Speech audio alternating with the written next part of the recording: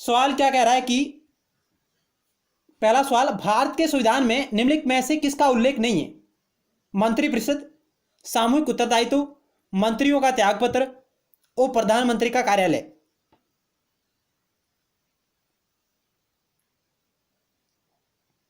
फिर आपको नीचे दिए गए कूट में से सही उत्तर का आपको चयन करना है।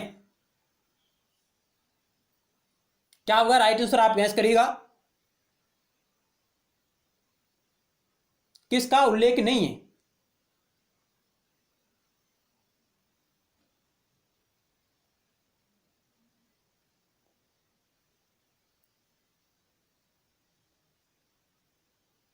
ऑप्शन आपका डी राइट होगा। 3 और 4 यानी मंत्रियों के त्यागपत्र और उप प्रधानमंत्री के कार्यालय, इनका वर्णन भारतीय संविधान में नहीं है मित्रों। 3 और 4 आपके राइट हो जाएंगे, जबकि मंत्रिपरिषद और सामूहिक उत्तरदायित्व यह प्रावधान है जो भारतीय संविधान में वर्णित है।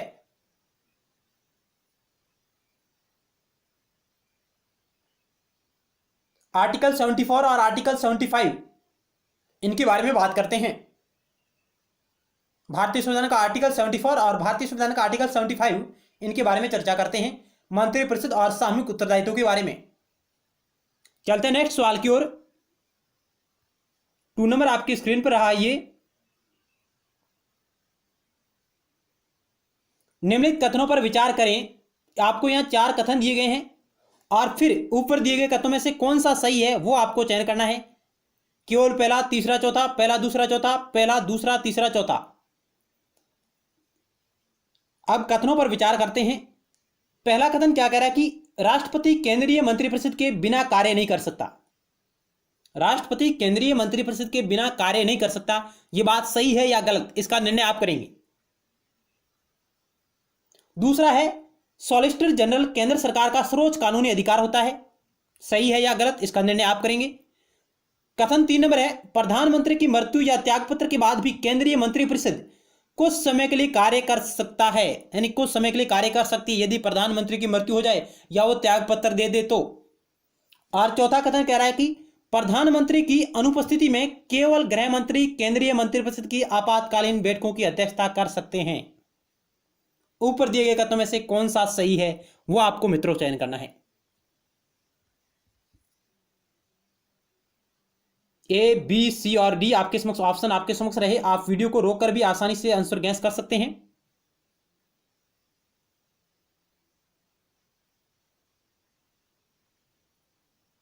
क्या होगा 2 नंबर सवाल का राइट आंसर? ऑप्शन आपका ए राइट होगा। केवल पहला सही है मित्रों, केवल पहला सही है, केवल एक। राष्ट्रपति केंद्रीय मंत्रिपरिषद के बिना कार्य नहीं कर सकता, यह बात बिल्कुल सही है। सॉलिसिटर जनरल केंद्र सरकार का सर्वोच्च कानूनी अधिकारी होता नहीं। अटॉर्नी जनरल है जो केंद्र सरकार का सर्वोच्च कानूनी अधिकारी होता है। भारत का महान्यायवादी, भारत का महान्यायवादी आर्टिकल 76 इसके बारे में बात करता है, जो देश का सर्वोच्च कानूनी अधिकार होता है, सर्वोच्च कानूनी अधिकार। इसलिए आपका 2 नंबर गलत हो गया। प्रधानमंत्री की मृत्यु या त्यागपत्र के बाद भी केंद्रीय मंत्रिपरिषद कुछ समय के लिए कार्य कर सकती है, बिल्कुल नहीं, उस वक्त भंग हो जाएगी। प्रधानमंत्री की अनुपस्थिति में केवल गृह मंत्री केंद्रीय मंत्रिपरिषद की आपातकालीन बैठकों की अध्यक्षता कर सकता है, यह बात भी बिल्कुल गलत है। ऑप्शन आपका ए केवल पहला सही है। चलते हैं नेक्स्ट सवाल की ओर।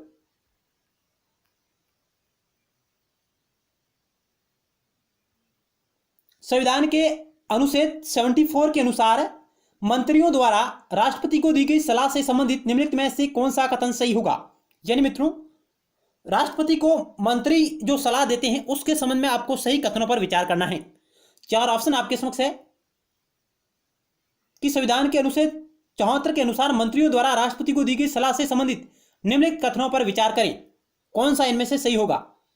पहला ऑप्शन कह रहा है यह किसी भी अदालत में पूछताछ नहीं की जाएगी, यानी यदि कोई मंत्रिपरिषद या मंत्री राष्ट्रपति को सलाह देता है तो क्या उस सलाह को किसी अदालत में पूछताछ नहीं की जाएगी। ऑप्शन बी कह रहा है इसकी जांच सुप्रीम कोर्ट में की जा सकती है, यानी राष्ट्रपति को जो मंत्रिपरिषद सलाह देती है क्या उसकी जांच सुप्रीम कोर्ट में की जा सकती है, सभी अदालतों में इसकी पूछताछ की जा सकती है। ऑप्शन डी कह रहा है यह उच्च न्यायालयों में पूछताछ नहीं की जा सकती। क्वेश्चन का सीधा मतलब है कि राष्ट्रपति को जो मंत्रिपरिषद सलाह देती है, क्या उस सलाह की न्यायिक जांच की जा सकती है या नहीं।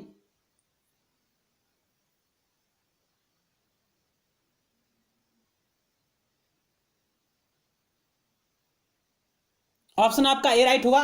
मंत्रिपरिषद द्वारा दी गई सलाह जो राष्ट्रपति को दी जाती है उसकी किसी भी अदालत में पूछताछ नहीं की जाएगी, यानी उसको किसी भी अदालत में चुनौती नहीं दी जा सकती। ऑप्शन ए राइट होगा। चलते हैं नेक्स्ट सवाल की ओर। 4 नंबर आपकी स्क्रीन पर रहा। केंद्रीय मंत्रियों के वेतन और भत्ते कैसे निर्धारित होते हैं। कैबिनेट सचिवालय द्वारा, संसद द्वारा, वित्त मंत्रालय द्वारा, संसदीय कार्य मंत्रालय द्वारा। यानी केंद्रीय मंत्रियों के वेतन और भत्ते किसके द्वारा निर्धारित होते हैं। इनमें पीएम भी शामिल है आपका। यदि यहां पीएम की बात है कि प्रधानमंत्री के वेतन और भत्ते कैसे निर्धारित होंगे, एक ही बात है, तो ऑप्शन आपका बी राइट हुआ, संसद के द्वारा। यानी केंद्रीय मंत्रियों के वेतन और भत्ते संसद द्वारा निर्धारित होते हैं। इसके साथ ही प्रधानमंत्री के वेतन भत्ते भी संसद द्वारा निर्धारित होते हैं। ऑप्शन बी राइट होगा। 5 नंबर सवाल आपकी स्क्रीन पर रहा।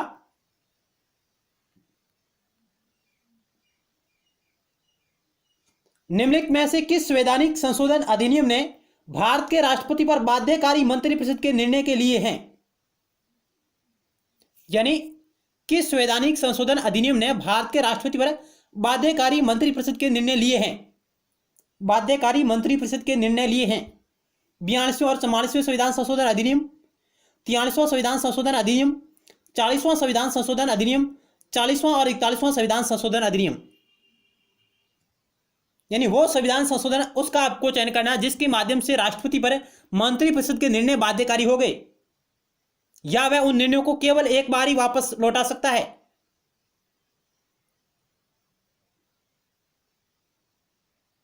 तो इस सवाल का ऑप्शन आपका बी राइट होगा, सॉरी ए राइट होगा। ए आपका राइट होगा। 42वां संविधान संशोधन जिसके तहत मंत्रिपरिषद के निर्णय राष्ट्रपति के लिए बाध्यकारी थी, यानी राष्ट्रपति उसे पुनर्विचार के लिए नहीं लौटा सकता था। 42वें संविधान संशोधन के माध्यम से प्रावधान किया गया कि यदि मंत्रिपरिषद राष्ट्रपति को कोई निर्णय देती है तो राष्ट्रपति उस निर्णय को पुनर्विचार के लिए नहीं लौटा सकता। लेकिन जब 42वां संविधान संशोधन आया उसमें राष्ट्रपति को यह शक्ति दी गई कि वह मंत्रिपरिषद के निर्णय को केवल एक बार वापस पुनर्विचार के लिए लौटा सकता है। 44वें संविधान संशोधन 1978 के माध्यम से यह व्यवस्था की गई कि मंत्रिपरिषद का जो निर्णय है उसे केवल राष्ट्रपति एक बार वापस लौटा सकता है पुनर्विचार के लिए। यदि मंत्रिपरिषद दोबारा पुनः उस निर्णय को स्वयं वापस राष्ट्रपति को संदर्भित करती है तो राष्ट्रपति उसे मना नहीं कर सकता मानने के लिए। ऑप्शन आपका ए राइट होगा। चलते हैं नेक्स्ट सवाल की ओर। भारत के संविधान में कौन से अनुच्छेद उन संवैधानिक प्रावधानों का विश्लेषण करने के लिए प्रासंगिक हैं जो मंत्रिपरिषद के साथ राष्ट्रपति के संबंधों में संबंधित है। यानी भारतीय संविधान के वे कौन से आर्टिकल है जो मंत्रिपरिषद के साथ राष्ट्रपति के संबंधों से संबंधित है, उनके संबंधों को इंगित करते हैं। ए, बी, सी और डी ऑप्शन आपके समक्ष रहे। क्या होगा राइट आंसर 6 नंबर सवाल का।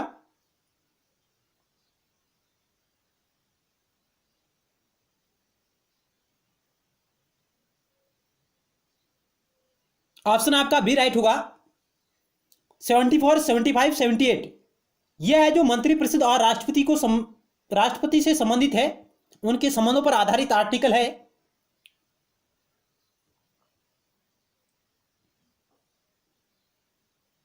आर्टिकल 72 में क्या है, राष्ट्रपति द्वारा जो समाधान और दंड के माध्यम से जो शक्ति है राष्ट्रपति की वो 72 में है, समाधान की शक्ति। और 76 में महान्यायवादी के बारे में, उसके पद के बारे में व्यवस्था की गई है। महान्यायवादी अटॉर्नी जनरल के बारे में बात करता है आर्टिकल 76। ऑप्शन बी राइट होगा। चलते हैं नेक्स्ट सवाल की ओर। 7 नंबर सवाल आपकी स्क्रीन पर रहा। ये प्रधानमंत्री और मंत्रिमंडल की लोकसभा के प्रति जवाबदेही या जिम्मेदारी है। यानी पीएम और मंत्रिमंडल की लोकसभा के प्रति क्या जिम्मेदारी है या जवाबदेही है, या रुक रुक कर जवाबदेही है। यानी जब मंत्रिपरिषद और या मंत्रिमंडल या प्रधानमंत्री चाहे तब तक वो जवाबदेही होते हैं, उनकी मर्जी आए तब। रुक रुक कर, इसका मतलब यह है कि जब उनकी मर्जी आए तभी वो जवाबदेही होगा या नहीं होंगे। अप्रत्यक्ष रूप से जवाबदेही होते हैं, या चुनाव के समय केवल जवाबदेही होते हैं लोकसभा के प्रति, या प्रत्यक्ष, निरंतर और सामूहिक। तो ऑप्शन डी राइट होगा आपका। प्रधानमंत्री और मंत्रिमंडल की जो लोकसभा के प्रति जवाबदेही या जिम्मेदारी है वह प्रत्यक्ष रूप से है, निरंतर है और सामूहिक जिम्मेदारी है मित्रों। ऑप्शन डी राइट होगा आपका। नेक्स्ट सवाल आपकी स्क्रीन पर रहा 8 नंबर। 8 नंबर सवाल में आपको कथन और कारण दिया गया है और फिर आपको सही कथन का चयन करना है। अभिकथन एक क्या कह रहा है कि मंत्रिमंडल की सामूहिक जिम्मेदारी मंत्रिपरिषद के सदस्यों के बीच एकता और समन्वय का प्रतीक है। बहुत ही अच्छा सवाल है कि मंत्रिमंडल की सामूहिक जिम्मेदारी मंत्रिपरिषद के सदस्यों के बीच एकता और समन्वय का प्रतीक है। कारण एंड रीजन क्या कह रहा है कि यह मंत्रिमंडल के सदस्यों का चयन करने या छोड़ने के लिए प्रधानमंत्री का विशेषाधिकार है। यानी प्रधानमंत्री का यह विशेष अधिकार है कि वह किन सदस्यों को मंत्रिमंडल में शामिल करे या उन्हें हटाए, यह निर्णय प्रधानमंत्री करेगा। अब इनमें से आपको क्या करना है कि कोड का चयन करना है, या ए आर दोनों व्यक्तिगत रूप से सत्य हैं। आर ए की सही व्याख्या है। ऑप्शन 2 कह रहा है ए आर दोनों व्यक्तिगत रूप से सत्य हैं लेकिन आर ए की सही व्याख्या नहीं है। ए सत्य है लेकिन आर असत्य है। ए गलत है लेकिन आर सत्य है। इनमें से आपको सही ऑप्शन का चयन करना है। ये पूरा सवाल आपकी स्क्रीन पर रहा। ये अब आसानी से आप इसे राइट आंसर का चयन कीजिए। क्या होगा इनमें से राइट आंसर?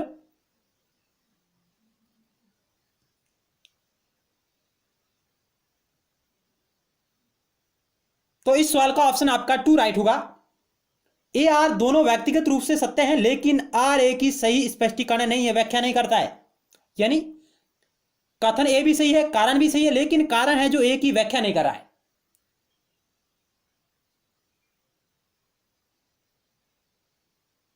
चलते नेक्स्ट सवाल की ओर। 9 नंबर आपकी स्क्रीन पर रहा। ये भारत के संविधान के निम्नलिखित में से किस प्रावधान में मंत्रिपरिषद की सामूहिक जिम्मेदारी का सिद्धांत निहित है? यानी वह आर्टिकल कौन सा है जिसमें मंत्रिपरिषद की सामूहिक जिम्मेदारी का सिद्धांत है जो निहित है कि मंत्रिपरिषद सामूहिक उत्तरदायी होगी लोकसभा के। यह व्यवस्था किस आर्टिकल में की गई है? आर्टिकल 75, 74, 77, 78। क्या होगा राइट आंसर? बहुत ही इजी सवाल है, तो ऑप्शन आपका ए राइट होगा। आर्टिकल 75 इसके बारे में बात करता है। ऑप्शन ए राइट होगा। नेक्स्ट सवाल आपकी स्क्रीन पर रहा 10 नंबर।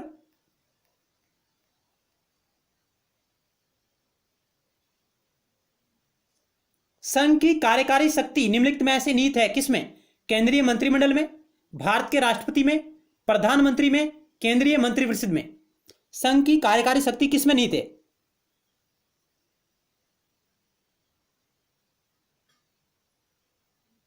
ऑप्शन बी राइट होगा, भारत के राष्ट्रपति में। ऑप्शन बी राइट होगा आपका, भारत के राष्ट्रपति में संघ की कार्यकारी शक्ति निहित है।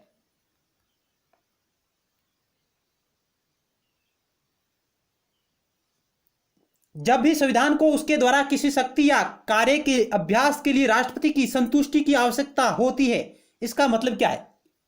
यानी जब भी संविधान को उसके द्वारा किसी शक्ति या कार्य के अभ्यास के लिए राष्ट्रपति की संतुष्टि की आवश्यकता होती है, तो इसका मतलब क्या है? राष्ट्रपति की व्यक्तिगत संतुष्टि, मंत्रिपरिषद की संतुष्टि, संसद के सदस्यों की संतुष्टि, इनमें से कोई भी नहीं।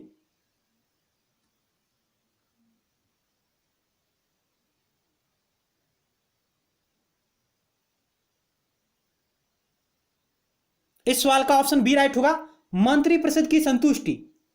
यानी जब भी संविधान को उसके द्वारा किसी शक्ति या कार्य के अभ्यास के लिए राष्ट्रपति की संतुष्टि की आवश्यकता होती है, तो इसका अर्थ है कि मंत्रिपरिषद की संतुष्टि, मंत्रिपरिषद के द्वारा जो सिफारिश की जाएगी राष्ट्रपति को और राष्ट्रपति आगे उसे संदर्भित करेगा। मंत्रिपरिषद में आपके सभी मंत्री शामिल होते हैं, प्रधानमंत्री सहित सभी मंत्री इसमें शामिल होते हैं मंत्रिपरिषद। और मंत्रिमंडल जो कैबिनेट है, मंत्रिपरिषद की तुलना में कैबिनेट क्या है?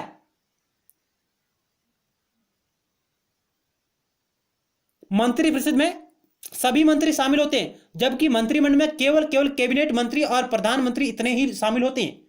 मंत्रिपरिषद एक व्यापक है।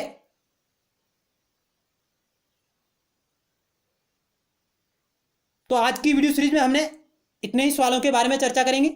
मिलते हैं नेक्स्ट टाइम और महत्वपूर्ण सवालों के साथ। धन्यवाद।